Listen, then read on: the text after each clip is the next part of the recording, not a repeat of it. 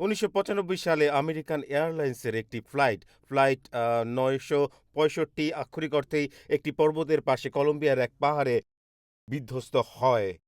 এতে ১৫১ জন যাত্রী এবং ৮ ছেলে ক্রু সবাই মারা যায়। যাত্রীরা বড়দিনের ছুটির জন্য কলম্বিয়ায় ফিরে যাচ্ছিলেন, কিন্তু তারা এক ঝড়ের মধ্যে সেই সময়ে যাত্রা করছিলেন। আবহাওয়া পর্বতটিকে স্পষ্ট দৃষ্টির আড়ালে রেখেছিল, কিন্তু বিমানের গ্রাউন্ড প্রক্সিমিটি ওয়ার্নিং সিস্টেম, সংক্ষেপে বলা হয় জিপিডব্লিউ, পাইলটদের সতর্ক করেছিল যে ভূমি বা পাহাড় তাদের খুব কাছাকাছি চলে আসছে। আসলে সাধারণত যে শব্দগুলো শোনা যায় তা হল পুল আপ, টেরেইন। জিপিডব্লিউ এই সতর্কবাণী দেওয়ার ১২ সেকেন্ড পরেই বিমানটি পাহাড়ের পাশে গিয়ে ধাক্কা খায়। সতর্কতা ব্যবস্থাটি যা দেখেছিল তা তারা দেখতে পারেননি, ভীষণ অস্পষ্ট ছিল দেখার জন্য। যখন উদ্ধারকর্মীরা খুঁজে পেলেন, তারা ধ্বংসাবশেষ দেখছিলেন। তারা যেমনটা সাধারণত করা হয়, ফ্লাইট রেকর্ডার খুঁজছিলেন, যাকে বলা হয় ব্ল্যাক বক্স। তারা দেখতে চেয়েছিলেন বিপর্যয় ঘটার আগে কোনো প্রযুক্তিগত ত্রুটি বা আশঙ্কার কোনো পূর্বাভাস ছিল কিনা। আর যা সবচেয়ে বিস্ময়কর ছিল তা হল তারা ভয়েস রেকর্ডারে যা শুনেছিলেন। তারা বলেন, পর্বতে ধাক্কা লাগার কয়েক সেকেন্ড আগে যখন জিপিডব্লিউ সতর্কবার্তা দিচ্ছিল, পুল আপ, তখন পাইলটদের একজনের প্রতিক্রিয়া ছিল এমন, সে বলছিল, চুপ করো গ্রিঙ্গো। এবং ঠিক ১২ সেকেন্ড পরে বিমানটি পর্বতের পাশে আঘাত করে। তারা সতর্কবার্তা শুনেছিল, কিন্তু তারা সেটির প্রতি মনোযোগ দেয়নি। আজকের এই বার্তাটিও এক ধরনের জিপিডব্লিউ হতে পারে, সামনে কি আসছে তা নিয়ে। আপনাদের মধ্যে কেউ হয়তো অপেক্ষা করবেন, আবার কেউ আমি বিশ্বাস করি আপনাদের অনেকে পুল আপ করবেন এবং বলবেন, হে ঈশ্বর, আমরা শুনতে পাচ্ছি তুমি আমাদের কি বলছো। আজ আমরা আমাদের দৃষ্টি তোমার উপর রাখব, এবং তাই আমি চাই আপনারা এই মুহূর্ত আমার দিকে মনোযোগ ধরে রাখুন। কয়েক বছর আগে আমি এই চার্চের প্রতিষ্ঠাতা এবং টিন চ্যালেঞ্জার প্রতিষ্ঠাতার সঙ্গে গাড়িতে যাচ্ছিলাম, ডেভিড উইলকারসন। আমরা হার্শি, পেনসিলভেনিয়ার দিকে যাচ্ছিলাম আমাদের বাইবেল স্কুলে সামিটে, যেটার নাম আপনারা স্ক্রিনে দেখেছেন এবং যেখানে আসন্ন বুধবারের প্রার্থনা সভা হবে। গাড়িতে যেতে যেতে আমি ডেভিড উইলকারসনকে একটি প্রশ্ন করেছিলাম, এমন একটি প্রশ্ন যা নিয়ে আমি সবসময় আগ্রহী ছিলাম। আমি বললাম, অনেকেই তাকে ব্রাদার ডেভ বলে রাখত। আমি বলেছিলাম, ব্রাদার ডেভ, যখন আপনি আমাদের জাতির ভবিষ্যৎ নিয়ে প্রচার করেন, যেসব বিষয়ে আপনি সামনে ঘটতে দেখছেন, তখন তো এটি একটি শক্তিশালী ভাবানী বলে মনে হয়েছিল। আমি বললাম, আপনি প্রায়ই বাইবেল খুলে পুরাতন নিয়মের ভাবানী গ্রন্থগুলো ব্যবহার করেন, যেমন জিরোমিও, জিসাইয়, জিএসকেল আর ছোট ভাবাদির বইগুলো। আমি বললাম, আপনি কেন এটা করেন? আমার তো মনে হয় সেই অংশগুলো এবং সেই ভাববাণীগুলো সেই জনগণের জন্য ছিল যাদের জন্য ভাববাণী করা হচ্ছিল। তখন ডেভিড উইলকারসন একটি খুব গভীর কথা বলেছিলেন, যা আমাকে মনে হয় একটু স্পষ্টভাবে দেখতে সাহায্য করেছে, যা ঈশ্বর আমাকে দেখাচ্ছিলেন। তিনি বললেন, টিম, ইতিহাস চক্রাকার। ভাববাণীগুলো সহজেই আমাদের সময় এবং আমাদের জাতিকে নিয়ে বলতে পারে, কারণ তুমি শুধু পাপের ধারাবাহিকতা দেখবে না, বরং তাতে তুমি দেখবে যে কিভাবে ঈশ্বর একটি জাতিকে, যেটি পিছিয়ে যাচ্ছে, বা একটি জাতি যা ঈশ্বরের কাছ থেকে ফিরে আসে, সে জাতির সাথে ধারাবাহিক আচরণ করতে শুরু করেন। তিনি বললেন, ঈশ্বর সর্বদা মানুষের এবং জাতির সাথে ধারাবাহিক আচরণ করবেন, যেমনটা তিনি পুরাতন নিয়মে করে এসেছেন। আপনি এটি দেখতে পারেন। তাহলে যখন আপনি সেখানে কিছু পড়বেন, যদি আজকের সময়ের সঙ্গে কোনো সাদৃশ্য দেখতে পান, তাহলে অবাক হওয়ার কিছু নেই। আমি চাই এটা আপনাদের এভাবে বলতে, আমি বিশ্বাস করি ইতিহাস চক্রাকার, কারণ পাপ অনুমেয়। আপনারা জানেন, পাপ সর্বদা আমাদের বিরুদ্ধে লড়াই করতে চায়, সর্বদা মনে হয় এটি আসছে। আমি যা আপনাদের সাথে শেয়ার করতে চাই তা আমার হৃদয়ে শুরু হয়েছিল ২০২৩ সালের জুন মাসে, যখন আমি আমাদের অফিসের দরজা দিয়ে বেরিয়ে একটি রেস্টুরেন্টে আরেকজন নিউ ইয়র্ক সিটির পালকের সাথে দেখা করতে গিয়েছিলাম। এবং আমি অবাক হয়ে গিয়েছিলাম, যেমন অনেক নিউ ইয়র্কবাসী অবাক হয়েছিল, এমন কিছু দেখে যা আমরা আশা করিনি বা দেখতে চাইনি। যখন আমরা বেরিয়ে আকাশ পরিষ্কার দেখছিলাম, তখন হঠাৎ করেই সবকিছু সোনালি রঙে পরিণত হলো। কতজন মনে করতে পারেন, যখন হঠাৎ করে বাইরে এসে দেখলেন পুরো শহর এমন দেখাচ্ছিল যেন এটি আগুনে পুড়ে যাচ্ছে, যেন একটি বোমা পড়ে গেছে। এটি ছিল এটি ছিল কানাডার আগুনের ধোঁয়া যা উত্তর থেকে নিউ ইয়র্ক সিটির উপর দিয়ে চলে আসছিল। আকাশের রং বদলে গিয়েছিল এবং এটা যেন একটি অতিপ্রাকৃত দৃশ্যের মতো মনে হচ্ছিল, যেন নিউ ইয়র্ক সিটি আগুনে পড়ে যাচ্ছে। আমি দেখলাম মানুষরা থেমে হতবাক হয়ে ভিডিও করছিল, যেন তারা উদ্বিগ্ন ছিল। এমনভাবে মনে হচ্ছিল যেন আমরা সত্যি এক অতিপ্রাকৃত সময়ে প্রবেশ করছি। এবং কেউ একজন থেমে এসে আমাকে বলল, এটা কি শেষের সময়? এই কি শেষ মুহূর্ত? এবং সেই মুহূর্তে ঈশ্বর আমার হৃদয়ে কাজ করতে শুরু করলেন যে এটাই ঘটে যখন ঈশ্বর হঠাৎ এসে পড়েন। তিনি আসেন জনগণ বা একটি জাতির মধ্যে বোধোদয় ঘটানোর জন্য। যারা ঈশ্বর যখন তাদের সাথে কথা বলেন তখন তা শোনে না। যখন আপনি জোনার নাম বলেন, আমরা তার নাম শুনে তার সাথে কিসের সম্পর্ক খুঁজি? একটি তিমি মাছ, একটি মাছ। কিন্তু তা ছিল তার জীবনের একটি পথবিভ্রাট। তার নাম এমন একটি অভাবনীয় পুনর্জাগরণের সাথে সম্পর্কিত হওয়া উচিত যা ইতিহাসে অন্যতম। তার দায়িত্ব ছিল সেই সময় সর্বাধিক সহিংস জনগণ অশিরীয়দের কাছে প্রচার করা এবং তাদেরকে অনুতাপ করতে বলা।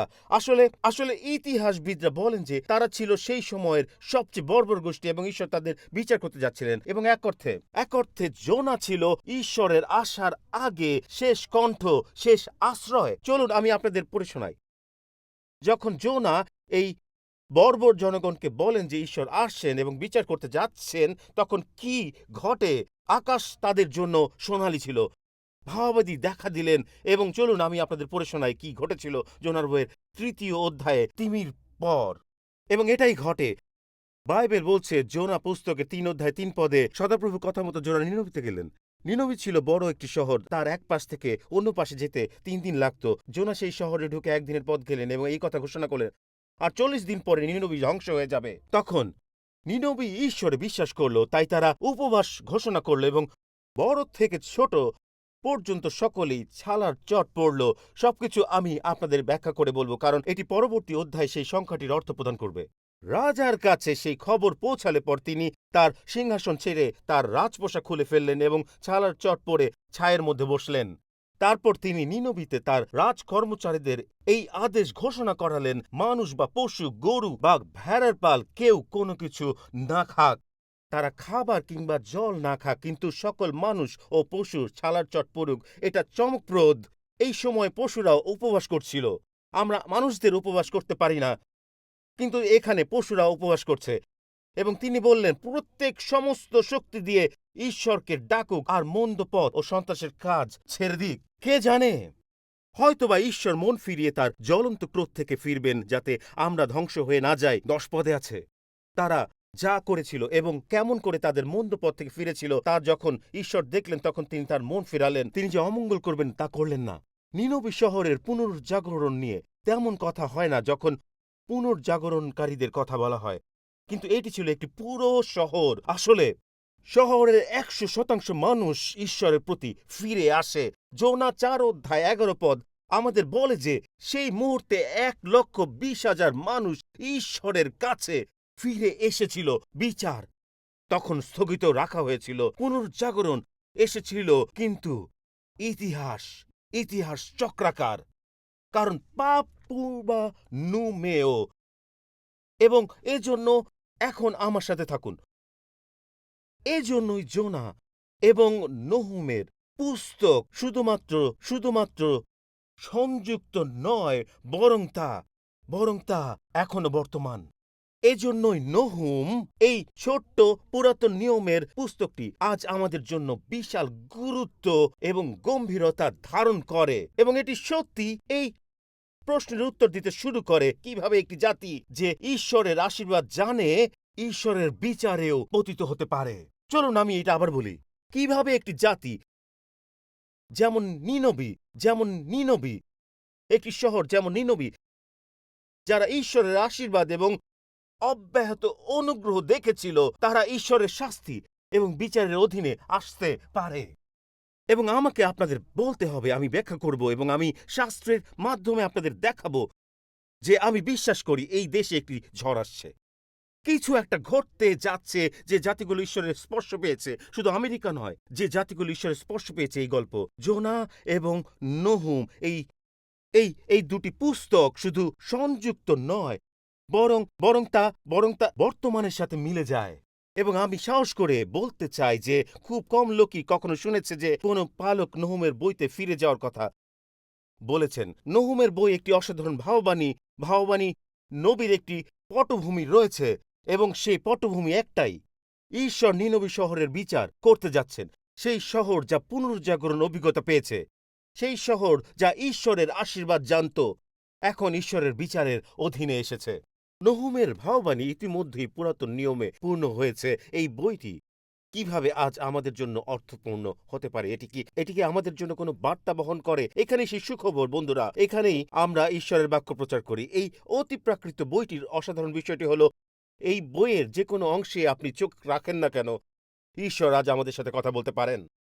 এটাই এই বইটিকে এত অসাধারণ করে তোলে। এটি এই অধ্যায়ের প্রথম পদে এভাবেই শুরু হয়। শুনুন, নিনবী সম্বন্ধে ঈশ্বরের বাক্য। ইলকোশ গ্রামের নহুম যে দর্শন পেয়েছিলেন তা এখানে লেখা আছে। এখন ইলকোশ ছিল সিরিয়ায় নিনবীর থেকে মাত্র কয়েক কিলোমিটার দূরে, যার মানে নহুম ছিলেন নিনবীর একজন নবী, যেখানে প্রায় ১৫০ বছর আগে জোনা প্রচার করেছিলেন। সুতরাং এটি মনে রাখুন, নহুমের বইটি লেখা হয়েছে প্রায় ১৫০ বছর পরে। আর নিনবীর পুনর্জাগরণ ছিল অসাধারণ, কারণ সেখানে ১,২০,০০০ মানুষ ও পশুকে ছাই ও চটের পোশাক পরার জন্য ডাকা হয়েছিল। এরপর একটাই প্রশ্ন উঠে আসে, তা কত দূর কার্যকর ছিল? এটা কি স্থায়ী হয়েছিল? সেই জাতি কি ধার্মিক জাতিতে পরিণত হয়েছিল? দুঃখজনক উত্তর হলো, তা হয়নি। তারা আবার তাদের পৌত্তলিকতায় ফিরে গিয়েছিল। তারা আবার আগের মতো নিষ্ঠুর হয়ে উঠেছিল এবং অনেকে বিশ্বাস করেন আগের থেকেও খারাপ হয়েছিল। এটা আমার জন্য ছিল একেবারেই বিস্ময়কর। কয়েক বছর আগে যুক্তরাষ্ট্রের একজন সিনেটর বলেছিলেন যে বিশ্বের একটি মহান সভ্যতার গড় আয়ু সাধারণত প্রায় ২০০ বছর হয়ে থাকে। এবং আসলে এই সিনেটর আরো বলেন যে এইসব সভ্যতা, আমি চাই আপনি এটি স্ক্রিনে দেখুন, এই সভ্যতাগুলোর যে ধাপগুলো অতিক্রম করে তা তিনি ব্যাখ্যা করেছেন। আসুন আমি আপনাদের দেখাই সভ্যতাগুলো কিভাবে এগিয়ে যায়। শুনুন ভক্তগণ, তিনি বলেন তারা দাসত্ব থেকে আত্মিক বিশ্বাসে প্রবেশ করে। এইটাই হলো জাগরণ। আত্মিক বিশ্বাস থেকে সাহসে, যার মানে তারা সমাজের অন্যায় ও সমস্যা মোকাবেলায় সংগ্রাম শুরু করে। তারপর সেই সাহস থেকে আসে স্বাধীনতা, এবং এরপর তিনি বলেন স্বাধীনতা থেকে সেই জাতি সমৃদ্ধ লাভ করে। কিন্তু তিনি বলেন এরপর কিছু একটা ঘটে, তারা সমৃদ্ধি থেকে আত্মকেন্দ্রিকতায় চলে যায়। তারপর আত্মকেন্দ্রিকতা থেকে আসে আত্মতুষ্টি, আত্মতুষ্টি থেকে আসে উদাসীনতা, আর উদাসীনতা থেকে আবার দাসত্বে ফিরে যায়। তিনি বলেন এটাই সেই চক্র, সেই পুনরাবৃত্তির ইতিহাস। কেন ইতিহাস বারবার ফিরে আসে? কারণ পাপ পূর্বানুমেয়। ঈশ্বরের পক্ষে সমৃদ্ধি দিয়ে আশীর্বাদ করা খুবই সহজ, কিন্তু তারপর আমরা সেই সমৃদ্ধিতে আত্মকেন্দ্রিক হয়ে পড়ি। সেই আত্মকেন্দ্রিকতার রূপ নেয় আত্মতুষ্টিতে, আর আত্মতুষ্টির রূপ নেয় উদাসীনতায়, যেখানে শুধু আমাদের নিজস্ব জগৎটাই গুরুত্বপূর্ণ মনে হয়।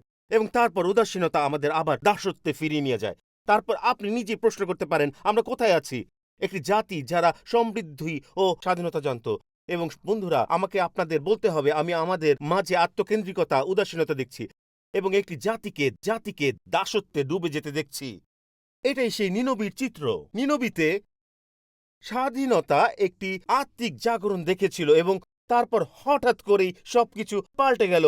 আর এখন ১৫০ বছর পরে নিনবীতে সেই শহর যা ঈশ্বরের পবিত্র আত্মার আহ্বান দেখেছিল, ঈশ্বরের উপস্থিতি জানত, এখন নিজেকে আবার দাসত্বে ফিরে যেতে দেখতে পাচ্ছে। আমি প্রথম উপাসনায় এটি বলেছিলাম, কারণ এটি আমার হৃদয়ের জন্য নতুন ছিল। আজ সকালে আমি বাক্যের একটি অংশ পড়ছিলাম। আমি কখনো যিশুর সাথে যার সুখবরের সংযোগ দেখিনি। আমি জানি না কেউ কি কখনো এই কথাগুলো মনে রেখেছে যখন যিশু এই শব্দগুলো বলেছিলেন। তিনি বলেন যখন একটি মন্দ আত্মা একজন মানুষের কাছ থেকে বেরিয়ে যায়, শুকনো স্থানগুলোতে যায়। কে জানে এই অংশটি?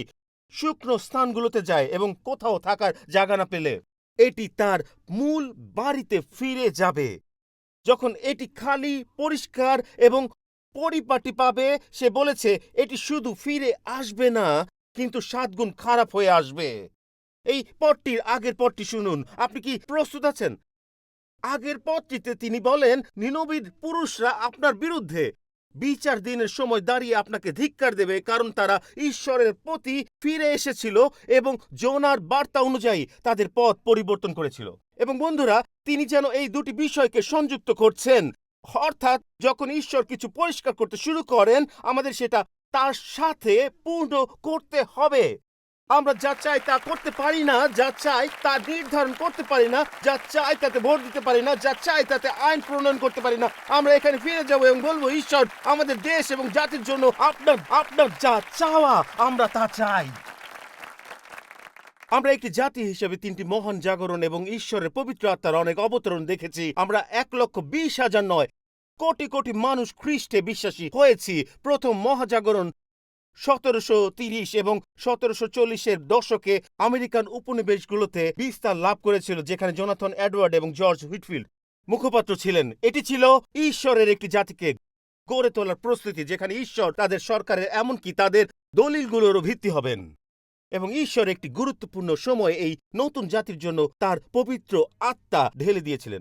তারপর 100 বছর পর দ্বিতীয় মহাজাগরণ, ঈশ্বর আবার জাতিকে জাগ্রত করতে শুরু করেছিলেন, কারণ দেখা যাচ্ছিল যে এটি নৈতিক পতনের দিকে ধাবিত হচ্ছে। এবং তারপর দ্বিতীয় মহাজাগরণ শুরু হয়েছিল কেইন রিজ মহাজাগরণের সাথে বার্স্টোন এবং চার্লস ফিনি দ্বারা, যারা জোর দিয়েছিলেন আত্মা জয় করা, যাত্রা করা, সুসমাচার দেওয়া এবং সারা বিশ্বের 4 প্রান্ত থেকে বাক্য প্রচার করার উপর। এবং তারপর অবশেষে তৃতীয় মহান জাগরণ এই শহরে এসেছিল। এটি শুরু হয়েছিল এখানে। এটি ছিল কেন্দ্রবিন্দু নিউ ইয়র্ক সিটি, ওয়াল স্ট্রিটে, যেখানে একজন সাধারণ ব্যক্তি, যিনি যাজকও ছিলেন না, শুরু করেছিলেন। জোসেফ ল্যাম্পিয়ার কিছু করতে চেয়েছিলেন, প্রার্থনা করতে চেয়েছিলেন এবং প্রায় আধা ডজন মানুষকে একত্রিত করেছিলেন এবং বলেছিলেন, আমরা কি প্রতিদিন দুপুরে প্রার্থনা করতে পারি? বলা হয় সেই 6 জন মানুষ দক্ষিণ ম্যানহাটনে একত্রিত হয়ে প্রার্থনা করতে শুরু করেছিল এবং তারা জানতো না যে এটি এই দেশের বিভিন্ন প্রান্তে মানুষের প্রেরণা হয়ে উঠবে। প্রতিদিন দুপুরে তারা বলেছিল 1 মিলিয়ন মানুষ তাদের কাজে বিরতি দেবে এবং ঈশ্বরের মুখের অন্বেষণ করতে শুরু করবে। তারা বলেছিল তখন নিউ ইয়র্ক সিটিতে প্রার্থনা দারুণ শক্তিশালী ছিল। আপনি কি প্রস্তুত? তারা বলেছিল যে জাহাজগুলো যখন ঢুকছিল, তখন পৌঁছানোর পর মানুষ জাহাজে কাঁদছিল, জানতো না তারা কোথায় আসছে, কিন্তু ঈশ্বরের উপস্থিতি অনুভব করছিল। বন্ধুরা, সেগুলোর জাগরণও অ্যাজুসা স্ট্রিট থেকে পুনরুজ্জীবিত হয়েছিল। লস অ্যাঞ্জেলেসে যিশু বিপ্লবে সেই মহা অবতরণ, যা অনেকে একটি সিনেমায় দেখেছেন, এবং অন্যান্য জাগরণ। এবং যে প্রশ্নটি আমি জিজ্ঞেস করি, যেমন আমরা নিনবীর উপর করি, তা হলো সেই জাগরণগুলো কি স্থায়ী ছিল এবং আমরা এখন কোথায় আছি? এমনকি একটি জাতি হিসেবে এই দেশে আমরা কোথায় আছি? এবং যারা এই মুহূর্তে যুক্তরাজ্য থেকে দেখছেন, যারা জার্মানি থেকে এবং পোল্যান্ড থেকে, যারা অস্ট্রেলিয়া এবং অস্ট্রিয়া থেকে দেখছেন, তাদের জন্য আমি এই প্রশ্নটি করতে চাই। কেন? কারণ জোনা এবং নহুম আমাদের নীরবে বসে থাকতে দেবে না এবং আকাশ লাল হওয়ার দিকে তাকিয়ে থাকতে দেবে না। এবং আজকে যা ঘটছে তার সম্পর্কে কেউ কিছু বলবে না। আপনি বসে থাকতে পারবেন না এবং উপেক্ষা করতে পারবেন না এই জাতির নৈতিক কাঠামোর মধ্যে যা ঘটছে। এবং আমরা যেমন একটি গির্জা হিসেবে শুধু উপাসনা করতে থাকবো এবং কেউ কিছু বলবে না যা ঘটছে তা নিয়ে, যদিও বাইবেল আমাদের স্পষ্টভাবে তা বলছে, তা আমাদের কাছে দেওয়া হয়েছে। বন্ধুরা, ভুল করবেন না। শুনুন, ঈশ্বর ধৈর্যশীল, কিন্তু ঈশ্বর উপহাস সহ্য করবে না। ঈশ্বর ধৈর্যশীল, কিন্তু তিনি উপহাস সহ্য করবেন না। নহুমের 3 পদে একবার তিনি বলেছেন এই বার্তা কার জন্য। শুনুন তিনি কি বলেছেন। তিনি বলেন, সদাপ্রভু সহজে অসন্তুষ্ট হন না এবং তিনি শক্তিতে মহান। দোষীকে তিনি শাস্তি না দিয়ে ছেড়ে দেন না। তার পথ ঘূর্ণি বাতাস ও ঝড়ের মধ্যে থাকে, তার মেঘ হলো তার পায়ের ধুলা। এখন এখানে সেই মূল বিষয়। এখন বন্ধুরা, দয়া করে শুধু আমার সঙ্গে থাকুন। এটা শুধুমাত্র আমাকে একটু নহুমের ইতিহাস খুলে দেখাতে দিন এবং তারপর আমি আপনাকে প্রতিশ্রুতি দিচ্ছি যে আমরা সবাই আনন্দিত এবং উল্লসিত হব। আমি প্রতিশ্রুতি দিচ্ছি, শুধু 1 মুহূর্তের জন্য আমার সঙ্গে থাকুন। শুধু 1 মুহূর্ত আমার সঙ্গে থাকুন। কিন্তু আমাদের এটি দেখতে হবে। এটি আমাদের জন্য একটি গির্জা হিসাবে খুবই গুরুত্বপূর্ণ। নহুম 3 অধ্যায় আমাদের কারণগুলো দেয় যে কেন তিনি একটি জাগরিত জাতিকে বিচার করবেন, কেন 150 বছর পর নিনবীকে তিনি স্মরণ করছেন, এবং কেন আমি বিশ্বাস করি যে আমেরিকা আলাদা নয়, কারণ ইতিহাস চক্রাকার। ঈশ্বর সর্বদা স্থির এবং পাপ পূর্বনুমেয়। আমি এটি আরেকবার বলতে চাই, ইতিহাস চক্রাকারে চলে, পাপ পূর্বনুমেয় এবং ঈশ্বর সর্বদা স্থির।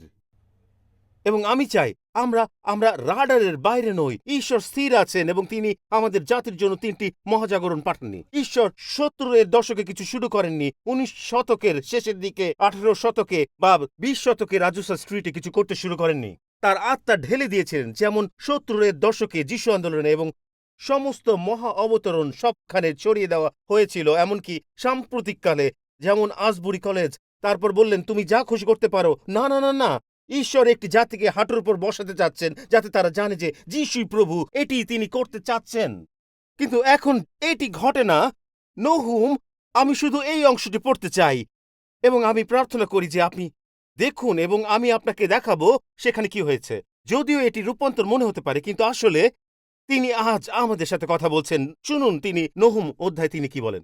ধিক নিনবী, সেই রক্তপাতের শহর যেটা মিথ্যা ও লুটের জিনিসে ভরা। শুনো এবং শুনো সেই চাবুকের আওয়াজ, যখন রথগুলো তার বিরুদ্ধে ছুটে আসে, চাকার গর্জন, ঘোড়ার খুরের টকবক শব্দ, রথের ঝনঝনানি, এবং তারা রাস্তায় বিক্ষিপ্তভাবে ধাক্কা খাচ্ছে। ঘোড় সওয়ারেরা আক্রমণ করছে, তলোয়ার চমকাচ্ছে, বর্ষা চকচক করছে, কালভেরির বাড়ানো হাতে মৃতদেহ রাস্তায় স্তূপ হয়ে আছে। মৃতদেহ চারিদিকে, শুধু মৃতদেহের স্তূপ। মানুষ তাদের উপর দিয়ে হোঁচট খায়, উঠে দাঁড়ায়, আবার পড়ে যায়। এবং সবই ঘটেছিল কারণ নিনবী নিজেকে ঈশ্বরের শত্রুদের কাছে বিক্রি করেছিল। সুন্দর এবং বিশ্বাসহীন শহর, মরণরূপী মোহময়ী, তার সৌন্দর্য দিয়ে জাতিগণকে লোভ দেখিয়েছিল, সবাইকে মিথ্যা দেবতাদের পূজা করতে শিখিয়েছিল, জাদুবিদ্যা দিয়ে লোকদের বন্দী করেছিল। অতএব আমি তোমাদের বিরুদ্ধে দাঁড়িয়ে আছি, সর্বক্ষমতার অধিকারী সদাপ্রভু বলছেন, আর এখন সমস্ত পৃথিবী তোমার নগ্নতা ও লজ্জা দেখবে। আমি তোমাকে ঘৃণায় ঢেকে দেব, দুনিয়াকে দেখাবো তুমি কতটা ঘৃণ্য। লোকে তোমাকে দেখে মুখ ফেরাবে এবং বলবে নিনবী ধ্বংস হয়ে গেছে, কিন্তু কোথাও কেউ তোমার পরিণতি নিয়ে দুঃখিত নয়। আসুন ১০ পদে কি আছে দেখি। আর তোমার সেই সব মহান মানুষ যাদের উপর তুমি ভরসা করেছিলে, তারা সবাই নিজেরাই শৃঙ্খলে বাঁধা। তুমিও মাতাল হয়ে ঢলে পড়বে, তুমি শত্রুদের কাছ থেকে লুকাবার জন্য আশ্রয় খুঁজবে। তোমার সমস্ত দুর্গগুলো পাকা ফলে ভরা ডুমুর গাছের মতো, যে কেউ সেগুলো নাড়াবে, ডুমুরগুলো তারই মুখে পড়বে। তিনি যা বলছিলেন তা হলো, যেগুলোকে তুমি অটল ভেবেছিলে, যেগুলোকে নড়ানো যাবে না ভেবেছিলে, সেগুলো তিনি বললেন একটু নাড়া দাও, তাতেই সবকিছু ভেঙে পড়বে। ১৩ পদ, তোমার সৈন্যরা তো সবাই স্ত্রীলোকের মতো। তোমার দেশের ফটকগুলো তোমার শত্রুদের সামনে একেবারে খোলা রয়েছে, আগুন সেগুলোর আগল পুড়িয়ে ফেলেছে। ঘেরাওর সময় তুমি জল তুলে রাখো। তোমার দুর্গগুলো শক্তিশালী করো, কাদা দলামলয় করো, চুন ও বালি মিশা ও ইটের ছাঁচ তৈরি করো, সেখানে আগুন তোমাকে গ্রাস করবে, তলোয়ার তোমাকে কেটে ফেলবে এবং ধ্বংসকারী পঙ্গপালের মতো ধ্বংস করে ফেলবে। তুমি ধ্বংসকারী ও ঝাঁকবাঁধা পঙ্গপালের মতো সংখ্যায় বেড়ে ওঠো। তোমার ব্যবসায়ীদের সংখ্যা তুমি আকাশের তারার চেয়েও বেশি বাড়িয়েছ, কিন্তু তারা ধ্বংসকারী পঙ্গপালের মতো খোলস ছেড়ে উড়ে গেছে। তোমার রাজকুমারীরা পঙ্গপালের ঝাঁকের মতো এবং তোমার সেনাপতিরা ফড়িংয়ের ঝাঁকের মতো, যারা শীতের দিনে দেয়ালের উপর বসে থাকে, কিন্তু সূর্য উঠলে পর উড়ে যায়, কোথায় যায় কেউ জানে না। আর মাত্র কয়েকটা পদ। তোমাদের মেষপালকেরা কে জানে কতগুলো গির্জা এবং পুনর্জাগরণের সময় প্রতিষ্ঠিত হয়েছিল। তিনি সেই মেষপালকদের সঙ্গেও কথা বলেন, হে অশরিয়ার রাজা, তোমার নেতারা ঘুমাচ্ছে, তোমার রাজকর্মীরা শুয়ে আছে, তোমার লোকেরা পাহাড়ে পাহাড়ে ছড়িয়ে পড়েছে, তাদের জড়ো করবার কেউ নেই, কোনো কিছুই তোমার ঘা ভালো করতে পারছে না, তোমার আঘাত সাংঘাতিক। বন্ধুরা, এটা ভয়াবহ সংবাদ যে একটি পুনর্জাগরণের জাতি এখন ঈশ্বরের দ্বারা বিচারাধীন হতে চলেছে। আর আমি এখানে যা দেখলাম তা সত্যি আমাকে সতর্ক এবং হতবাক করল, কারণ নিনবীতে ৬টি ঘটনা যা পুনর্জাগরণের ঈশ্বরের বিচার আসার সংকেত দেয়। আমি পিছনে দাঁড়িয়ে ভাবলাম, হে ঈশ্বর, আমাদের দেশ এবং আমাদের জাতির জন্য, সারা পৃথিবীতে যারা দেখছে তাদের দেশের জন্য সেই দৃশ্য। ঈশ্বর নড়ে চড়ে উঠলেন। জার্মানি যা মাত্র একটি সংস্কার দেখেছে, যুক্তরাজ্য যারা স্পার্জন থেকে জন ওয়েসলি পর্যন্ত প্রত্যেকে দেখেছেন, তাদের প্রতি কি ঘটেছে তা দেখেছেন। যারা কোরিয়া থেকে দেখছেন, আপনারা আপনাদের জাতিতে প্রার্থনার মহাঢল দেখেছেন, এবং সারা আফ্রিকা মহাদেশ জুড়ে, সেন্ট্রাল ও সাউথ আমেরিকাতেও পবিত্র আত্মার মহান ঢল দেখেছেন, এবং দেখেছেন ঈশ্বর কি করছেন। আর যে কোনো মুহূর্তে যখন আমরা ঈশ্বরের আশীর্বাদকে নিয়ে স্বার্থপরতার দিকে মোড় নিই, তারপর আত্মতৃপ্তি এবং তারপর উদাসীনতা, আর তারপর আবার দাসত্বে ফিরে যাই, তখন এটা আমাদের সবার জন্য এক বিপজ্জনক অবস্থায় পরিণত হয়। আমি সেই অধ্যায় ৩য় অধ্যায়ে ৬টি ঘটনার কথা দেখেছি, আমি সেগুলো এখন আপনাদের জন্য উল্লেখ করছি। প্রথমত তিনি বলেন, তোমাদের রাস্তাগুলো হিংস্রতায় পূর্ণ হবে। হিংস্রতা। আমি একটু পরে এগুলোতে ফিরে আসব। তিনি বলেন, তোমরা মদ্যপান ও বিকৃতির দিকে ঝুঁকেছ, এটাই তোমরা তোমাদের শহরগুলোতে করেছ। তৃতীয়ত, তোমাদের আর সাহস অবশিষ্ট নেই এমন কিছুর বিরুদ্ধে দাঁড়ানোর, যার বিরুদ্ধে দাঁড়ানো উচিত, তোমরা আর তার বিরুদ্ধে দাঁড়াবেও না। চতুর্থত বলেন, তোমাদের দরজা দিয়ে প্রবাহিত একটু প্লাবন আসবে আর তোমরা সেটাকে আসতে আটকাবেও না। পঞ্চমত, প্রকৃত নেতৃত্ব হারিয়ে যায় আর যখন তোমাদের নেতাদের প্রয়োজন হয় তারা আত্মগোপনে চলে যায় এবং সংকটময় সময় তাদের দেখতেও পাবে না। এবং ষষ্ঠত, যাজকেরা তন্দ্রাচ্ছন্ন হয়ে পড়ে, ফলে জনগণ পঙ্গু, শূন্য এবং আঘাতপ্রাপ্ত হয়ে পড়ে। একটা মুহূর্ত ভাবুন বন্ধুরা, তিনি বলেন একসময় হিংস্রতা তোমাদের রাস্তাগুলো পূর্ণ করবে। বন্ধুরা, আমাকে অনেকেই ফোন করে বলেন, আমরা নিউ ইয়র্ক সিটিতে আপনাকে দেখতে চাই, কিন্তু কিন্তু আমরা ভীত, কারণ কেউ আমাকে ফোন করেছিল এবং বলেছিল আমরা কি গহনা আনতে পারি, আমরা কি তা পড়তে পারি নাকি সেটা রেখে আসা উচিত। কারণ আমি আমি আমরা আমরা দেখলাম যে মানুষরা তা ছিনতাই করছে। বন্ধুরা, আমি শুধু বলছি এটা নিউ ইয়র্ক সিটি নয়, এটা প্রতিটি শহর। সবাই এই পরিস্থিতির মুখোমুখি হচ্ছে। যা ঘটছে তা বিশ্বাসযোগ্য নয় এবং এবং আমি এখানে কিছু খুব পরিষ্কার করে বলতে চাই। কারণ আপনি শহরের মধ্যে দিয়ে হাঁটতে পারেন, প্রতিটি জায়গায় প্রতিবাদ হচ্ছে এবং আমি কিছু বলতে চাই, শুনুন, এটা হয়তো আমাকে বিপদে ফেলবে। কিন্তু আমি পরোয়া করি না, সত্যি করি না। আমার আসলে কে কি ভাবলো তাতে কিছু আসে যায় না। আমি জানি বাইবেল কি বলে। তবে আমি যা চাই আপনি বুঝুন, যখন আপনি আমাদের বিশ্ববিদ্যালয়গুলোতে এবং আমাদের রাস্তায় মানুষের উত্থান দেখছেন যারা ইসরায়েলের বিরুদ্ধে প্রতিবাদ করছে, তখন তখন কিছু গভীর ঘটনা ঘটছে। লোকেরা চিৎকার করছে। শুনুন, এটা এমন এক সমাজ যা ঈশ্বর যা ভালোবাসেন তা ঘৃণা করছে। এটা এমন এক সমাজ যা বলছে তুমি যা ভালোবাসো আমরা তা ঘৃণা করি এবং আমরা প্রতিবাদ করব। এখানে কিছু ঘটছে বন্ধুরা। তিনি বলেন, তোমরা মদ্যপান এবং বিকৃতির দিকে ফিরে যাবে, এটা তোমাদের শহরগুলোতে আবার ফিরে আসবে। আমি কিছু পড়েছিলাম, আমার মনে পড়ে আমি তখন ১৫ বছরের একজন যুবক ছিলাম। আমার মনে পড়ে যখন আমি প্রথমবার এটি পড়েছিলাম, আমরা আমাদের গির্জার যুব দলের জন্য একটি অ্যাসাইনমেন্ট করছিলাম এবং আমি যিশায় থেকে পড়ছিলাম এবং আমি কিছুই বুঝতে পারছিলাম না এবং যিশায়ের ৫-এ আমি একটি পদ পড়েছিলাম এবং আমি বলেছিলাম এটা এটা তো হাস্যকর। ১৫ বছর বয়সে যুব দলে, এবং সেখানে যা লেখা ছিল, এতে বলা হয়েছিল এমন একটি সময় আসবে যখন মানুষ মন্দকে ভালো এবং ভালোকে মন্দ বলে ডাকবে। এবং আমি বলেছিলাম এটা তো হাস্যকর, এটা কখনো ঘটবে না। বন্ধুরা, এখনই আমরা ঠিক সেখানেই আছি। এটা ঠিক যা ঘটছে। তিনি বলেন যে সেখানে দাঁড়ানোর কোনো সাহস থাকবে না। আসলে এটা শুনুন, একটি সংস্করণ বলা হয়েছে ৩য় অধ্যায়ে, পুরুষরা নারী হয়ে যাবে। এইভাবে বলা হয়েছে এই সংস্করণে। বন্ধুরা, বিশ্বের অন্যতম বৃহত্তম ধর্মীয় গোষ্ঠী এখন শুধু বলছে আমরা সবাইকে গ্রহণ করব এবং যারা বাপ্তিস্ম গ্রহণ করতে পারবে তাদের সবাইকে গ্রহণ করব। আমরা কিছু মনে করি না, এখন আর দাঁড়ানোর কোনো সাহস নেই। মানুষ ইনস্টাগ্রামে ফলোয়ার হারানোর ভয় বা ট্রোল হবার ভয় পাচ্ছে যদি এসে তাদের বিরুদ্ধে কথা বলে। আমি আমি কিছুই মনে করি না, আমাদের বিরুদ্ধে যা খুশি পোস্ট করুন, এটা এটা কোনো বিষয় না, সত্যি বলতে বিষয় না। বন্ধুরা, এক মাস এক মাস পর আমি ৬০ বছর বয়সী হয়ে যাব। শুনুন, আমি এই বয়সে এসেছি আর এই মুহূর্তে আমি স্বর্গে যেতে প্রস্তুত। আমি যেতে প্রস্তুত। আমি প্রস্তুত যিশু যা চায় তার সাথে থাকতে। আর বন্ধুরা, এজন্যই আমি কিছুই মনে করি না। প্রতিবার যখন আমরা দাঁড়ানোর চেষ্টা করি, মানুষ চলে যায়, মানুষ উঠে চলে যায়, মানুষ ট্রোল করে, মানুষ কিছু পাঠায়, মানুষ প্রতিবাদ করতে চায়। এটা কোনো বিষয় নয়। আমাদের আজ সত্য শোনার দরকার। আমাদের আজ যা বলছে ঈশ্বর তা শোনার দরকার। আমাদের আজ ঈশ্বরের কণ্ঠ শোনার দরকার। তিনি বলেছেন তোমাদের দরজাগুলোর দিকে প্রবাহিত একটি প্লাবন আসবে এবং তিনি বলেছেন এখন আর তোমরা তা থামাও না। তোমরা এখন আর যা আসছে তা থামাতে পারো না। আমাদের ফোনে আমাদের যুবকরা যা দেখছে তা থেকে শুরু করে সমাজে যা ঘটছে সবকিছু, এখান থেকে রাস্তার পাশে তারা ইতিমধ্যে এর পরীক্ষা শুরু করেছে এবং তারা এটা প্রক্রিয়ায় নিয়েছে। এখন রাস্তার ধারে মুদির দোকানগুলোতে আছে, সুপার মার্কেটগুলোতে এখন আর আপনাকে টাকা দিয়ে পেমেন্ট করতে হয় না। এখন আপনি হাতের তালুর ছাপের মাধ্যমে পেমেন্ট করেন। আমি কিছুই হাতের তালু দিয়ে ছাপের মাধ্যমে পেমেন্ট করব না।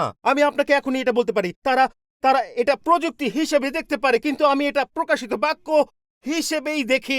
আপনি আপনি যেটা খুশি বলেন, আমি এইভাবেই দেখি, আমি এটা ধরে রাখি। তারপর যদি যদি যদি খাওয়ার জন্য আমাকে আমার হাতের তালু ব্যবহার করতে হয়, আমি সেদিন উপোস করব। আমি উপোস করব।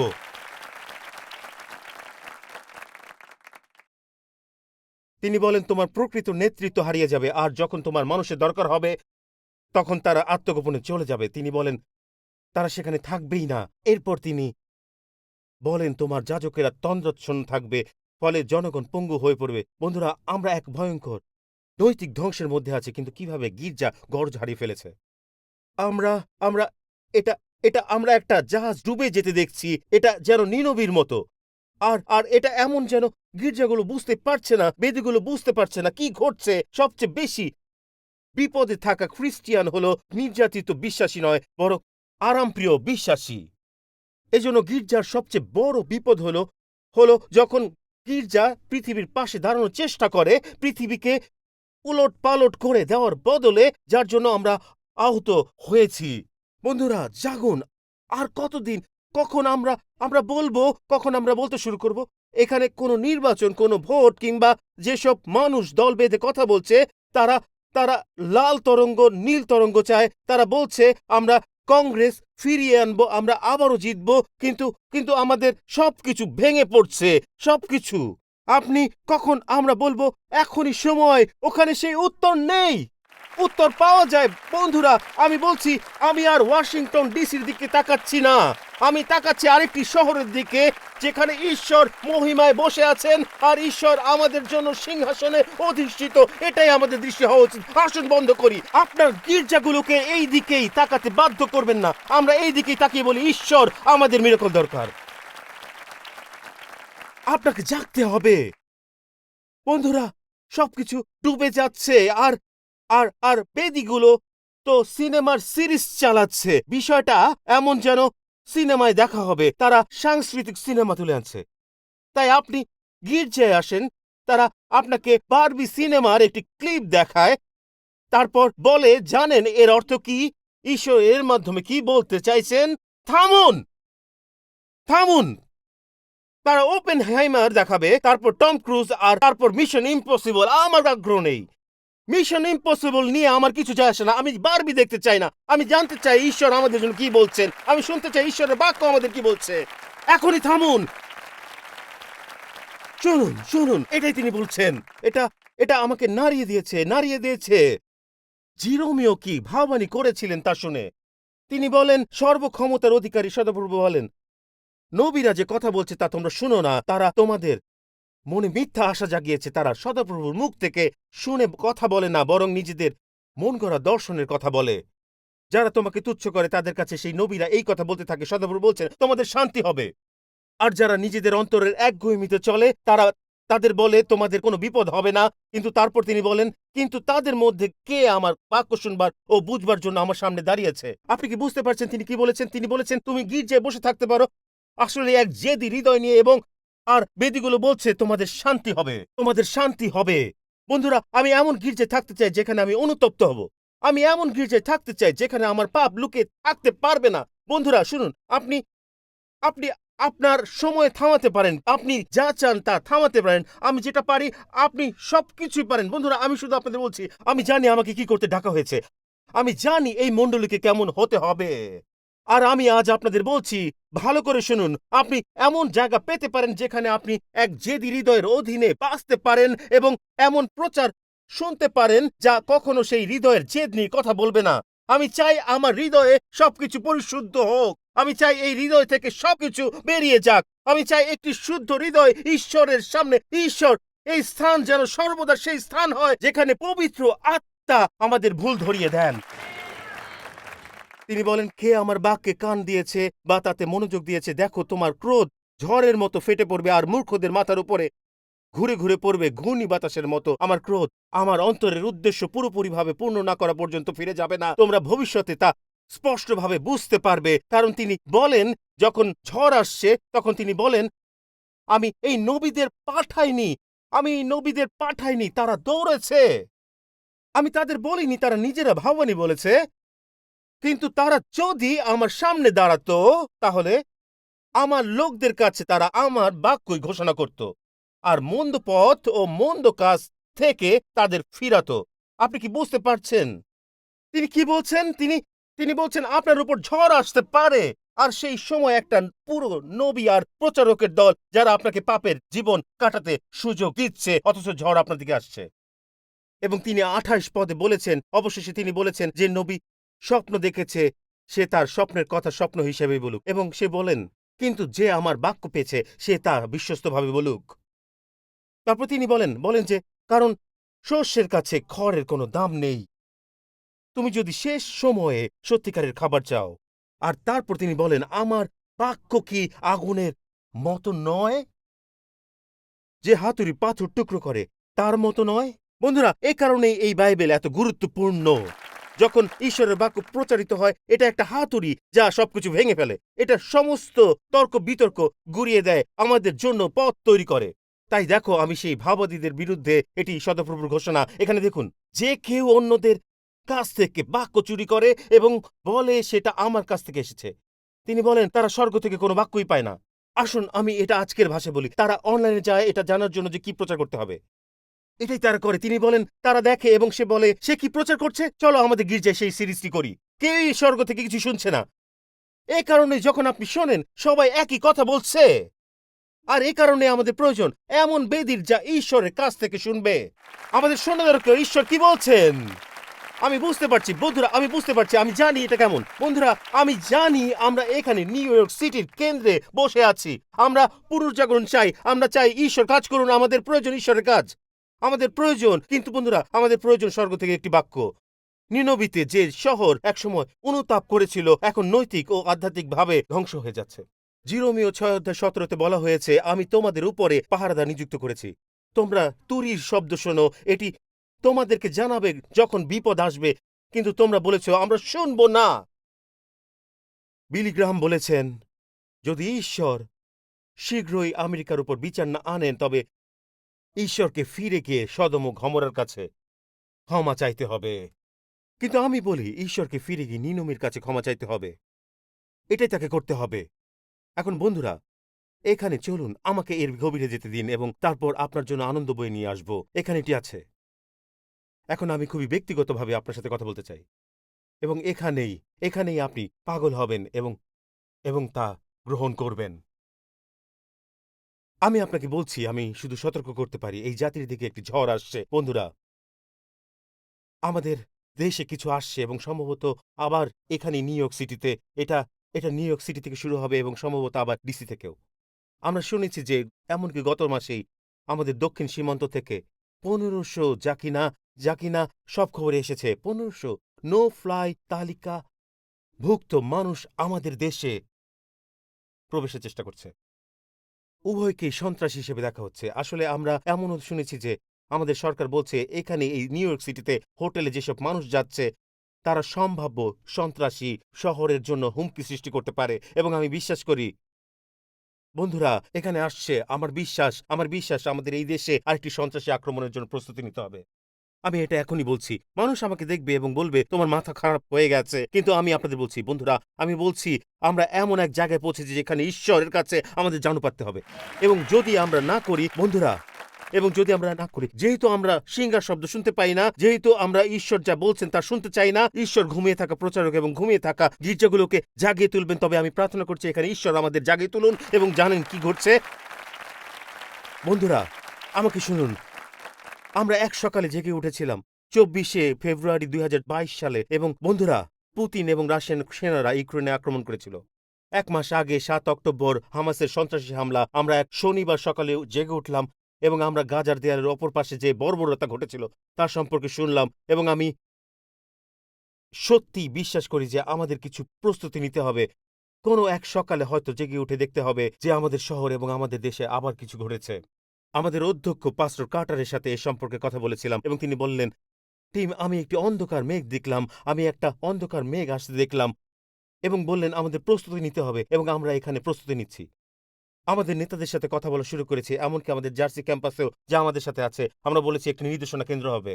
আমরা সেই পুরো ক্যাম্পাসটি পুনর্গঠন করছি যাতে আমরা সেখানে থেকে সবকিছু করতে পারি। মানুষকে খাওয়ানো, মানুষকে আশ্রয় দেওয়া, আমরা সেখান থেকে সবকিছু প্রস্তুত করছি। এমনকি এখানে এই গির্জাতেও আমরা প্রস্তুতি নিচ্ছি। কিন্তু বন্ধুরা, আমাকে শুনুন, আমি চাই আপনি একটু বুঝুন। আমি এটা বলছি না, আমি এর কোনো দর্শন দেখিনি। আমি শুধু আপনাদের বলছি ইতিহাস আমাদের ভবিষ্যতের কথা বলছে। এটি ইতিহাস যা কথা বলছে। কিন্তু আজকে যা আমি আপনাদের জানাতে চাই, আমাদের যা ঘটতে যাচ্ছে তা নিয়ে ভয়ের মধ্যে জীবনযাপন করতে হবে না, কোনো দরকার নেই।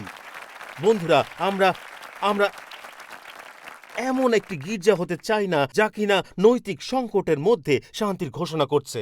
আপনি আমাকে ধর্মান্ধ বলতে পারেন, পাগলও বলতে পারেন। আমি আশাহত নই। আমি শুধু আপনাদের সতর্ক করতে চাই। আমি আপনাদের সতর্ক করতে চাই। বন্ধুরা, আমি শুধু আপনাদের বলছি, আমরা আকাশ থেকে শুনতে চাই এবং ঈশ্বর আমাদের দিক নির্দেশনা দিতে শুরু করুক। আপনি কি বলছেন পাস্টর? আমি শুধু এটা বলতে চাই, এই সপ্তাহে আমি আমার অফিসে গিয়েছিলাম এবং কেউ আমাকে একটি টি-শার্ট দিল। তারা বলল, আমি এটা নিউ ইয়র্ক সিটির রাস্তায় দেখেছি এবং আমি আপনার জন্য কিনে আনলাম। এবং আমি এই টি-শার্টটি দেখলাম এবং টি-শার্টে লেখা ছিল, আমি রাগান্বিত নই, আমি শুধু আবেগপ্রবণ। আমি একদিন এটি পরিধান করব এবং আপনাদের শুধু দেখাবো আমি রাগান্বিত নই। আমি আপনাদের ভালোবাসি। আমি শুধু নিশ্চিত করতে চাই যে যারা দেখছেন আমি গির্জা বা মানুষের প্রতি রাগান্বিত নই। আমি শুধু চাই আমরা প্রস্তুত থাকি। আমি চাই আমরা প্রস্তুত থাকি যা ঈশ্বর আমাদের জন্য করতে যাচ্ছেন। এই কারণেই যা আসছে তা শুধু আমাকে সজাগ করে না, বরং আমাকে উত্তেজিত করে।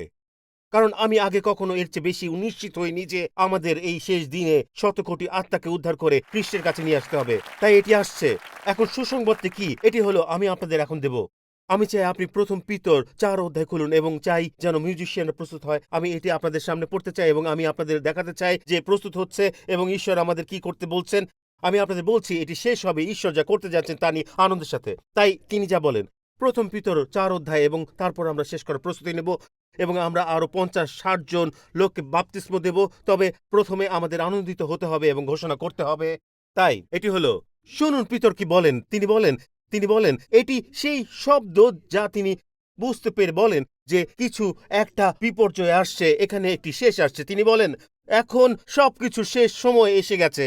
পিতর বলেন, তাই তিনি যা বলেন, এই জন্য তোমাদের মন স্থির করো এবং নিজেদের দমনে রাখো যেন প্রার্থনা করতে পারো। সবচেয়ে বড় কথা হলো তোমরা একে অন্যকে গভীরভাবে ভালোবাসো, কারণ ভালোবাসা অনেক পাপকে ঢেকে রাখে।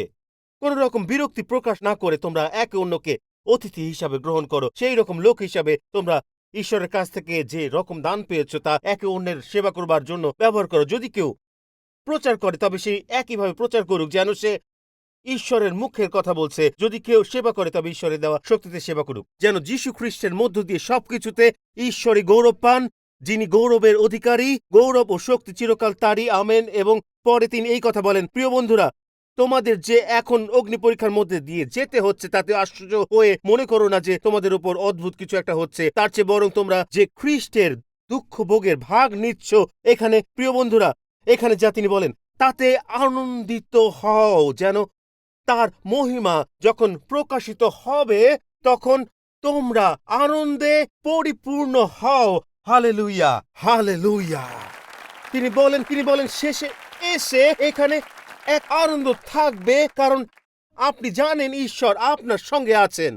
এখানে এক আনন্দ থাকবে কারণ আপনি জানেন আপনি একা নন। আপনি এটি ভিন্নভাবে দেখছেন। ঈশ্বর শক্তিশালী কিছু করতে যাচ্ছেন। তিনি যা বলেন তা হলো, আমার কথা শুনুন বন্ধুরা, তা হলো তিনি বলেন এক সুস্থ বিচারধারা, অর্থাৎ সুস্থ বিচারধারা।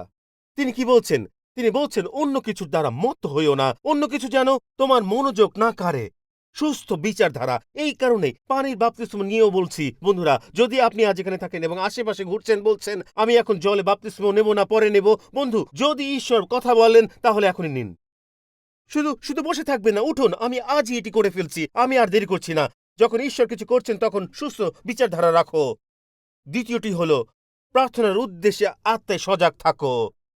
বন্ধুরা, আমি সত্যি শক্তিশালীভাবে এটা অনুভব করছি। আমাদের স্টাফদের বলছি সতর্ক করিনি, তবে বলেছি আমাদের রবিবারের জন্য প্রস্তুত থাকতে হবে। আমি বলেছি এমন রবিবার আসবে যখন আমরা বলবো আমরা সকাল 10টায় মিলিত হয়েছি, 1টায় মিলিত হয়েছি, কিন্তু সন্ধ্যা 6টায় আবার ফিরেছি প্রার্থনার জন্য। আমরা সন্ধ্যা 6টায় ফিরে আসবো এবং এই স্থানটিকে প্রার্থনার স্রোতে পূর্ণ করব। বন্ধুরা, আমরা বলবো যান কিছু খেয়ে নিন, কিন্তু 6টায় আবার ফিরে আসুন, আমরা ঈশ্বরের মুখ খুঁজবো।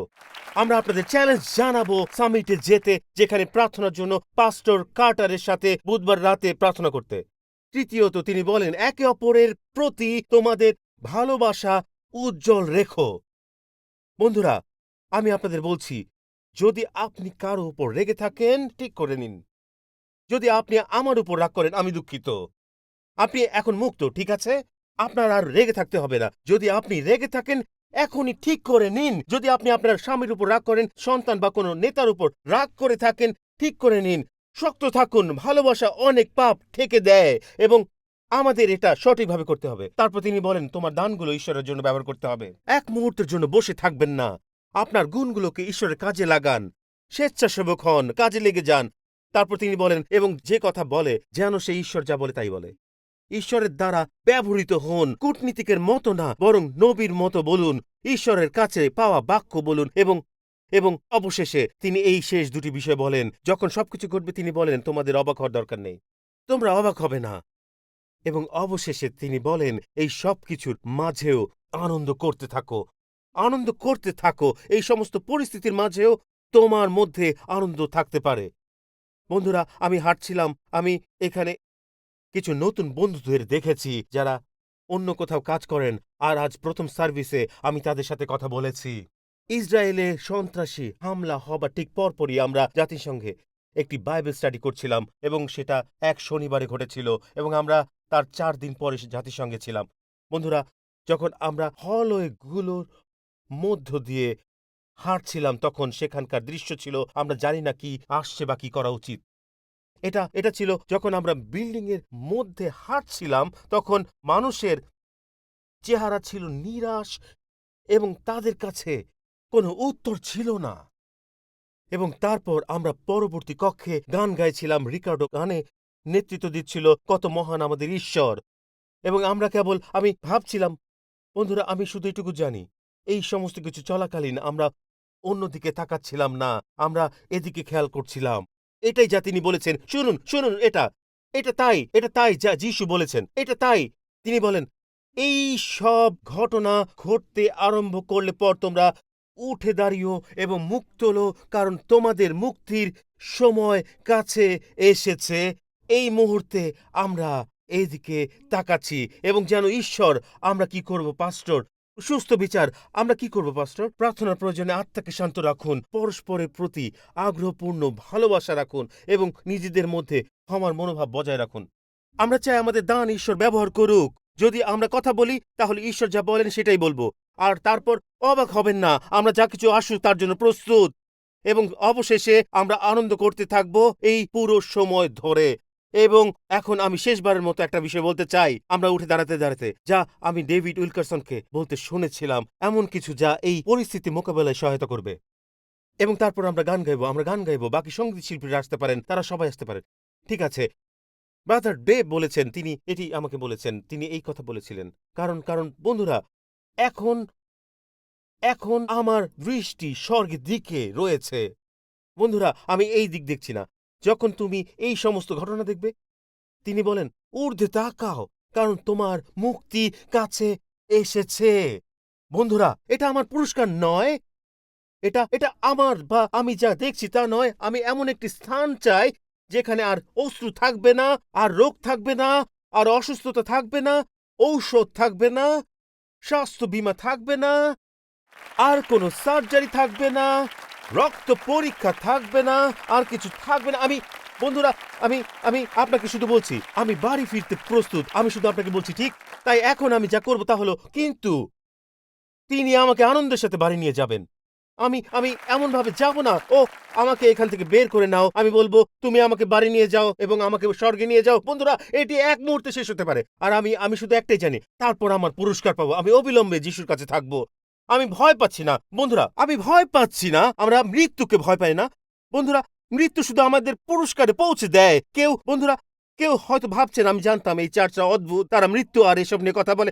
না, না, না, না, না, না, আমরা বাস্তবতা নিয়ে কথা বলছি। আমি চাই না আপনি এটাতে অভ্যস্ত হয়ে যান। এটা একটা হোটেল। আমাদের বাড়ি এবং প্রাসাদ স্বর্গে আছে। এটা গৌরবের, যেখানে এটি রয়েছে। আর আপনি মানুষ দেখছেন, আপনি দেখছেন খ্রিস্টিয়ানদের যেভাবে হোটেলটা আঁকড়ে ধরে আছে, যেন এটি তাদের চিরকাল থাকার জায়গা। আমি থাকছি না, আপনি এটাকে থাকতে পারেন। আপনি রাখুন, যত খুশি রাখুন, সবকিছু নিন। বন্ধুরা, আমি আপনাদের বলছি, আমি প্রস্তুত, আমি প্রস্তুত। আমি যদি শুনুন, যদি ঈশ্বর আমাদের আরেকটি দুঃখজনক মুহূর্তে হাঁটতে এবং পরিচালনা করতে ডাকেন, আমরা প্রস্তুত। আমরা এটি আনন্দের সাথে করব। আমরা আতিথেয়তা দেখাবো, আমাদের গুণ ব্যবহার করব, প্রার্থনার আত্মায় মগ্ন থাকবো। কিন্তু বন্ধুরা, যখন সব শেষ হয়ে যাবে, আমি প্রস্তুত আছি সেই মুহূর্তে যিশুর সঙ্গে থাকতে। আমি শুনুন, এবং কিছু তরুণদের জন্য আপনি হয়তো বলছেন, আমি মাত্র 25 বছর বয়সী, আমি শুধু বিয়ে করতে চাই, আমি শুধু একটি প্রেম করতে চাই, আমি শুধু এই কথা বলতে চাই।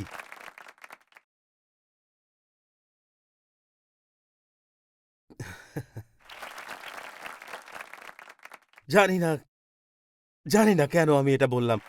কিন্তু এটা আমাকে বলতে দিন। আমি বলতে চাই, প্রেম করতে চাও ভুল কিছু না, কিন্তু শুনুন, আমরা চাই আপনি যিশুর প্রতি আপনার মনোযোগ রাখুন। এটি আমরা চাই আপনি করুন। ও আমরা আগে উপাসনা শুরুর আগে একসাথে গেয়েছিলাম, আমরা এটি গেয়েছিলাম গানের দল সহ। আমার হৃদয় কতজনের মনে আছে সেই পুরনো গানটি যা বলে, যখন স্বর্গধামে যাব, কি এক আনন্দময় দিন হবে যে, যখন দেখব যিশুকে আমরা গাবো আর বিজয়। আসুন গানটি গাই, চার্চ। যখন যখন স্বর্গধামে যাব, কি এক আনন্দময় দিন হবে যে, যখন দেখব যিশুকে আমরা গাবো আর। আরেকটি বার আসুন চার্চ। যখন যখন স্বর্গ Get to heaven. What a day of rejoicing that will be when we all see Jesus. We'll sing and shout the victory. Hallelujah. তাই ভাই ডেভ বলেছিলেন যে দুটি বাড়ি হবে, এটি ছিল ভাই ডেভের গল্প। ডেভিড উইলকারসন বলেছিলেন, আপনি কি পরিকল্পনা করতে পারেন যখন মিশরে মৃত্যুদূত এসেছিল, তখন আপনি যদি ইসরায়েলীয় বাড়িতে থাকতেন সেই রাতে, যখন মিশরে বিচার আসছিল, সেই চূড়ান্ত চূড়ান্ত মহামারী আসছিল, এবং তিনি যা বলেছিলেন এটি বলেছিলেন। এই দুটি বাড়ির কথা ভাবুন। প্রথম বাড়িতে তারা দরজায় চৌকাঠে রক্ত লেপেছে এবং তারা নিস্তার পর্বের উৎসব উদযাপন করছে, এবং সেই কিশোর কিশোরী সন্তানেরা চিন্তিত হয়ে বাবাকে বলছে, বাবা আমরা ঠিক থাকবো তো? এবং বাবা তাকিয়ে বলে, তুমি একদম ভালো থাকবে। তিনি বললেন, আমাদের চৌকাঠে রক্ত লেপন করা আছে। ঈশ্বর বলেছিলেন আমরা ঠিক থাকব, তোমাদের এই বিষয়ে চিন্তা করতে হবে না, ঈশ্বর আমাদের সঙ্গে আছেন। তারপর তিনি বললেন, তুমি যদি অন্য একটি বাড়িতে যাও, মিশরে অন্য একটি ইহুদি পরিবার সেখানে ছিল। বাবা তার কম্পিত হাতে দরজার উপরে রক্ত লাগাচ্ছে, তার হাত কাঁপছে যখন যখন সে নিস্তার পর্বের খাবারের প্রস্তুতি নিচ্ছে। তার কিশোর সন্তানেরা বলে, বাবা আমরা কি নিরাপদে থাকবো? তিনি বলেন, আমি জানি না, আমরা আগে কখনো এমন কিছু দেখিনি। আমি যা করার কথা ছিল সব করেছি, আমি দরজার চৌকাঠে রক্ত লাগিয়েছি, কিন্তু আমি জানি না আজ রাতে আমরা ঠিক থাকবো কিনা। আমাদের দরজার বাইরে চিৎকারের শব্দ শুনছি, আমরা জানি না আজ রাতে কি ঘটবে, আমরা আগে কখনো এখানে ছিলাম না। তারপর ভাই ডেভ এই প্রশ্ন করলেন। তিনি বললেন, আমি তোমাদের এটা জিজ্ঞাসা করতে চাই, এই দুই বাড়ির মধ্যে কোনটা নিরাপদ? যে বাড়িটি আত্মবিশ্বাসী যে ঈশ্বর আমাদের সঙ্গে আছেন, নাকি সেই বাড়িটি যা ভয়ে কাঁপছে? এবং এটি হলো যা ডেভিড উইলকারসন বললেন। তিনি বললেন দুটোই নিরাপদ, কারণ তারা এই মুহূর্তে যীশু খ্রিস্টের রক্তের অধীনে রয়েছে। তিনি বললেন এটা আপনার অনুভূতির উপর নির্ভর করে না, এটা যীশু খ্রিস্টের রক্ত যা আমাদের প্রত্যেকের উপর রয়েছে। এটাই আমাদের আত্মবিশ্বাসী করে, এটাই ঈশ্বর করেন। বন্ধুরা, আমি শুধু এটা বলতে পারি আগামীকাল কি হবে বা বছরের শেষের আগে কি হবে তা কিছুতেই গুরুত্বপূর্ণ নয়। আমি যিশুর রক্ত দ্বারা আবৃত, আমি খ্রিস্টে আছি। আমরা এখন জল বাপ্তিস্মের জন্য প্রস্তুত হচ্ছি, আর আমরা এখন বাপ্তিস্ম প্রার্থীদের ছেড়ে দিচ্ছি। আপনারা এখন যেতে পারেন। কিন্তু আমি কি শুধু এটা বলতে পারি, আজ এখানে যারা বসে আছেন, যদি আপনার ঈশ্বরের সাথে সম্পর্ক ঠিক না থাকে, তাহলে কেন আর সম্পর্কে খেলা খেলছেন? কেউ কেউ ভিতরে ভয় অনুভব করছেন, পাস্টর টিম আমি এখন কি করব জানি না। আমি আপনাকে বলবো কি করতে হবে। আপনার জীবন ঈশ্বরকে দিন, আপনার জীবন যিশুকে দিন এখনই। শুধু বলুন, ঈশ্বর আমি চাই তুমি আমার জীবনে আসো, আমি তোমাকে ছাড়া ভবিষ্যতের মুখোমুখি হতে পারবো না, আমি আমার জীবনে খ্রিস্টকে চাই। তাই কি আর দেরি করবেন না? আপনাকে মাথা নত করতে হবে না, আপনার চোখ বন্ধ করতে হবে না, আপনাকে এটা করতে হবে না। আসুন আজই সবকিছু ঠিক করে নেই। যদি আপনি এখানে থাকেন এবং বলেন, পাস্টর টিম আজ আমি আমার জীবন ঈশ্বরের সাথে সঠিক করতে চাই, আমি এই স্থানটি ছাড়তে চাই না, কোনো সন্দেহ নিয়ে নয়। যখন আপনি স্বর্গ সম্পর্কে গান গাইবেন, আমি নিশ্চিত হতে চাই আমি সেখানে যাচ্ছি, আমি আগামীকাল নিয়ে চিন্তা করতে চাই না। আপনি যদি আজ এখানে থাকেন এবং বলেন, পাস্টর টিম যখন আপনি নতুন জন্মের প্রার্থনা করবেন, আমি সমর্পিত হতে চাই, আসুন আপনার হাত উঁচু করে ধরুন, তুলে ধরুন, যতটা পারেন তুলে ধরুন এবং বলুন, এই আমি। দেখুন সবাইকে দেখুন, আসুন হাতগুলো যতটা পারেন তুলে ধরুন। দেখুন যেসব হাতগুলো তোলা হয়েছে তুলে ধরুন, তুলে ধরুন, তুলে ধরুন, তুলে ধরুন, ওখানে ব্যালকনি পর্যন্ত। ঠিক আছে, ঠিক আছে, ঠিক আছে, ঠিক আছে। আচ্ছা আসুন সবাই মিলে এই প্রার্থনাটি জোরে জোরে বলি। প্রিয় প্রভু যীশু, আমি বিশ্বাস করি তুমি ঈশ্বরের পুত্র। আমি বিশ্বাস করি ক্রুশের উপরে তুমি আমার পাপ, আমার লজ্জা এবং আমার অপরাধ গ্রহণ করেছ এবং তুমি মরেছ। তুমি আমার জন্য নরকের মুখোমুখি হয়েছ। তাই আমাকে যেতে হবে না। মৃতদের থেকে উঠেছ আমাকে স্বর্গে একটি স্থান, পৃথিবীতে একটি উদ্দেশ্য এবং পিতার সাথে একটি সম্পর্ক দিতে। আজ প্রভু যিশু, আমার পাপ থেকে মন ফিরিয়েছি আবার জন্মগ্রহণ করতে। আসুন আমার সাথে এখন জোরে বলুন, ঈশ্বর আমার পিতা, যিশু আমার ত্রাণকর্তা, পবিত্র আত্মা আমার সহায়, বাইবেল আমার ঈশ্বর এবং স্বর্গ আমার ঘর, যিশুর নামে। আর সবাই বলুন আমেন, আমেন আর আমেন।